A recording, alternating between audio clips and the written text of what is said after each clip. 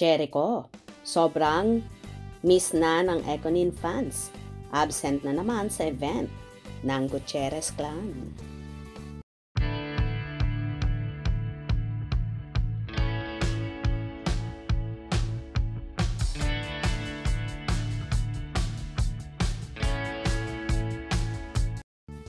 Nagbahagi nga si Lotlot de Leon sa kanyang Instagram ng video at mga larawan ng pagsasama-sama ng kanyang pamilya, mga anak at mga kaibigan. Ayon sa naging post ni Lotlot, "One beautiful night. I love you family. Tita Melissa, Tito Ronnie, thank you for welcoming us to your beautiful home once again. And Nanay, thank you for arranging this. Hashtag so much love." Makikita naman sa mga larawan ang magkakapatid na sina Janine, Jessica, Diego at Max Gutierrez, ang mag-asawang sina Lotlot Leon at Fadi El Sori, ang amang si Ramon Christopher Gutierrez. Makikita rin ang mag-asawang Christopher De Leon at Sandy Andalong. Si Ian De Leon kasama ang mga anak nito. Kitang-kita naman na so happy lahat ang mga naroroon na sama-samang nagbanding.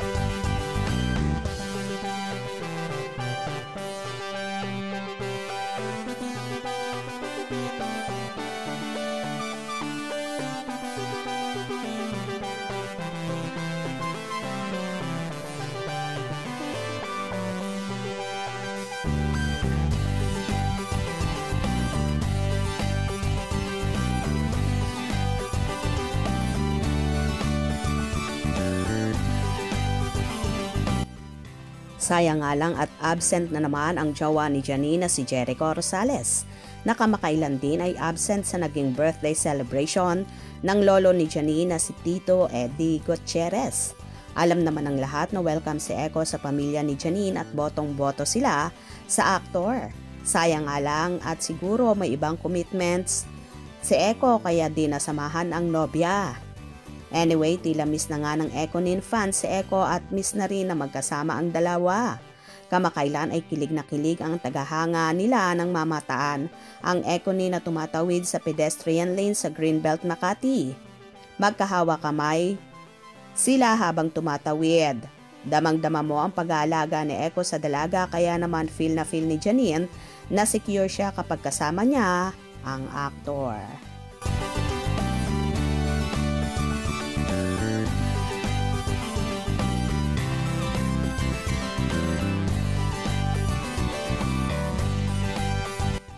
Abang-abang tayo dahil for sure, magkakasama na ulit ang dalawa at malapit na rin silang araw-araw magkita at magkasama kapag nag-start na ang taping nila ngayong darating na March. Kung nagustuhan nyo ang video na ito, comment down below.